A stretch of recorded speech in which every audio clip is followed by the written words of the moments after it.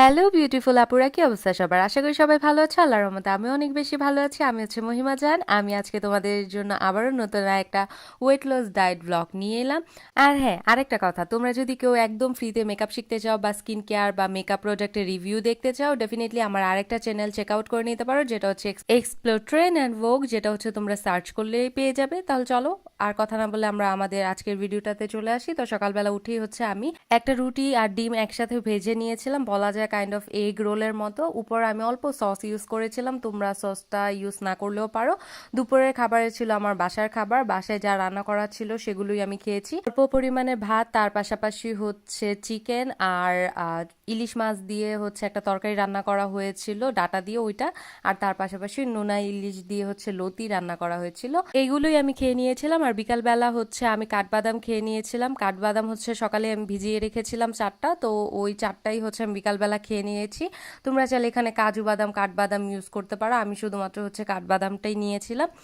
তারপরে হচ্ছে আমি সন্ধ্যার খাবার বানিয়ে নিব, বা ডিনার যেটা হচ্ছে 6টার দিকে আমি করে ফেলি, ওইটাই বানাবো। তো আজকে হচ্ছে ডিনারে আমি হচ্ছে চিকেন নুডলস বা এগ নুডলস বানাবো, অ্যাকচুয়ালি চিকেন না। চিকেন হচ্ছে আমি অল্প ইউজ করেছিলাম, বাট মেনলি আজকে হচ্ছে আমি এগ নুডলস বানাবো, একদম নর্মালি সিম্পলভাবে বানাবো। আরেকটা কথা তোমাদেরকে বলে দিই, সকালের যে ব্রেকফাস্ট অ্যান্ড লাঞ্চের মাঝখানে আমি হচ্ছে একটা খেজুর খেয়েছিলাম। খেজুর খাওয়াটা ঠিক আছে ডায়েটের টাইমগুলোতে, বাট খুব বেশি খাওয়া যাবে না। তো ডেইলি হচ্ছে 2 থেকে 3টা খাওয়া যায়, তো আমি হচ্ছে একটাই খেয়েছিলাম, আমার খেতে একদমই ইচ্ছে করছিল না। কিন্তু তাও হচ্ছে কিছুক্ষণ পরে পরে যেহেতু আমি একটা প্রপার ডায়েটে আছি, তো কিছু না কিছু টুকটাক খেতে হয়, যাতে হচ্ছে আমাদের মেটাবলিজম তার কাজটা ঠিকঠাক মতো করতে পারে। তো যাই হোক, তা আমি হচ্ছে একটা খেজুর খেয়ে নিয়েছিলাম ব্রেকফাস্ট আর লাঞ্চের মাঝে। আর আমি হচ্ছে লাঞ্চ আর ডিনারের মাঝে হচ্ছে বাদাম খেয়ে নিয়েছিলাম, তোমরা তো দেখতেই পেলে। তো চলো আমরা এখন আমাদের লাঞ্চের রেসিপিটাতে চলে যাই। তো খুবই ইজি রেসিপি ছিল। এখানে হচ্ছে আমি পেঁয়াজ, মরিচ, তারপরে রসুন আর টমেটো এগুলো কেটে নিয়েছিলাম। এগুলো দিয়েই হচ্ছে আজকে আমি আমার এই নুডলসটা রান্না করে নিব। আর হ্যাঁ, তোমরা যদি চাও আরও ভেজিটেবল এখানে অ্যাড করতে পারো, যেহেতু আমার বাসায় যেগুলো অ্যাভেলেবেল ছিল সেগুলো দিয়েই আমি বানিয়েছি। অ্যান্ড সবসময় একরকম ভেজিটেবল বাসায় থাকেও না, এক এক সময় এক একটা থাকে, তো যখন যেটা থাকে ওইটা দিয়ে রান্না করা আমার কাছে মনে হয় সবচেয়ে বেস্ট অপশন। তো আমি হচ্ছে এখানে প্রথমেই রসুন একটু ভেজে নিয়েছি, তারপরে হচ্ছে এখানে আমি পেঁয়াজ অ্যাড করে দিয়েছি। পেঁয়াজ একটু ভাজা হয়ে যাওয়ার পরে এখানে হচ্ছে আমি মরিচটা অ্যাড করে দিয়েছি।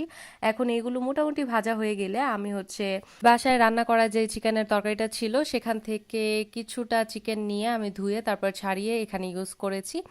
আর তারপরে হচ্ছে আমি এখানে ইউজ করে নিব ডিম। ডিমটা হচ্ছে আমি একটু স্ক্র্যাম্বলের মতো করে নিব।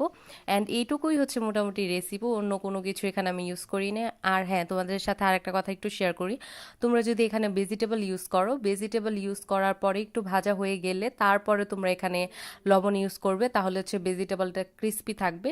তোমরা যদি আগেই লবণ ইউজ করে ফেলো তাহলে হচ্ছে ভেজিটেবলগুলো পানি ছেড়ে দিবে এবং একদম নেতিয়ে যাবে বলা যায়। তো আমি হচ্ছে যেহেতু এখানে খুবই অল্প তেল ইউজ করেছি, তাই হচ্ছে কড়াইয়ের সাথে ডিমটা এভাবে লেগে যাচ্ছিল। তোমরা যারা হচ্ছে ডায়েট করছো না তারা একটু বেশি তেল ইউজ করতে পারো, যেহেতু আমি ডায়েটে আছি তাই হচ্ছে আমি একদম অল্প তেল দিয়ে রান্না করেছিলাম।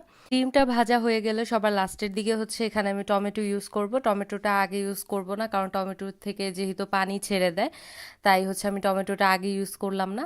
অ্যান্ড টমেটো ইউজ করার পরে আমি হচ্ছে একটু পরে এখানে লবণ অ্যাড করব, কারণ যদি সাথে সাথে লবণ অ্যাড করি তাহলে হচ্ছে টমেটোটাও পানি ছেড়ে দিবে অ্যান্ড একদম সগি হয়ে যাবে। তাই হচ্ছে আমি একটু ভেজে নেওয়ার পরে এখানে হচ্ছে আমি লবণটা ইউজ করেছিলাম। তার পাশাপাশি এখানে হচ্ছে আমি অল্প পরিমাণে শুকনা মরিচের গুঁড়া ইউজ করেছি। তার পাশাপাশি এখানে হচ্ছে আমি ইউজ করেছিলাম অল্প পরিমাণের সসটা ইউজ করা একদমই ঠিক না, কিন্তু যেহেতু হচ্ছে আমি আজকে কোকোলা নুডলস রান্না করছিলাম, তো কোকোলা নুডলসের মতোই আরেকটা নুডলস ছিল, ওইটা রান্না করছিলাম। তো আমি হচ্ছে একটু সস ইউজ করেছি, কারণ এটার মধ্যে মশলা দেওয়া থাকলেও আমি ওইভাবে মশলা দিয়ে খাই না। তো একটু টেস্টটা বাড়ানোর জন্যই হচ্ছে আমি এখানে টমেটো সসটা ইউজ করেছি, কিন্তু টমেটো সসটা ইউজ না করাই সবচেয়ে বেশি ভালো। তো আমি হচ্ছে এখানে এগুলো ভেজে নেওয়ার পরে যেই নুডলসটা ছিল সেটা হচ্ছে এখানে অ্যাড করে দিলাম। নুডলস সিদ্ধ করার সময় মনে হচ্ছিল এত অল্প নুডলস, আর এখন রান্না করার সময় মনে হচ্ছে এত বেশি হয়ে গেছে। যাই হোক, তো এগুলো দিয়েই হচ্ছে আমি আজকে আমার ডিনারটা ইফতারটা কমপ্লিট করব 6টার দিকে। 6টার পরে হচ্ছে আমি আর কিছু খাবো না, মানে সন্ধ্যা 6টার পরে আমি আর কোনো কিছু খাবো না, শুধুমাত্র আমি চা, কফি, তাও চিনি ছাড়া, ব্ল্যাক কফি বা চিনি দুধ ছাড়া, দেন হচ্ছে লেমন টি, এগুলো খেতে পারবো, তাছাড়া অন্য কিছু খাওয়া যাবে না। বাট আমি বেশিরভাগ টাইম শুধুমাত্র পানিই খাই, ওইরকম টি বা হচ্ছে কফি ওইরকম কিছুই খাই না, কারণ আমি একদম প্রপার একটা ডায়েটের মধ্যে থাকা ট্রাই করছি। তাই হচ্ছে 6টার পরে আমি শুধু পানি ছাড়া আর কিছু খাই না। আর আমি হচ্ছে একটু এক্সারসাইজ করি প্রতিদিন, আমি ওইভাবে করতে পারি না, কিন্তু 15 মিনিট 20 মিনিট আমি ট্রাই করছি যতটুকু করার। তো এইটুকুই ছিল আজকের আমার ছোট্ট একটা ব্লগ। আশা করি তোমাদের কাছে এই ভিডিওটা হেল্পফুল মনে হয়েছে। যদি মনে হয়ে থাকে আমার চ্যানেলটা সাবস্ক্রাইব করে দিয়ে আমার এই ছোট্ট ফ্যামিলির একজন সদস্য হয়ে যেও। ভিডিওটাতে একটা লাইক করে দিও। আর যদি আমাকে কোনো কিছু জিজ্ঞাসা করতে ইচ্ছে হয় বা আমার সাথে কথা বলতে মন চায়, ডেফিনেটলি কিন্তু তোমরা কমেন্ট করো, আমি সবার কমেন্টে রিপ্লাই দিয়ে থাকি। তো আজকে এই পর্যন্ত, অন্য কোনো ভিডিওতে আবার দেখা হবে। আল্লাহ হাফিজ।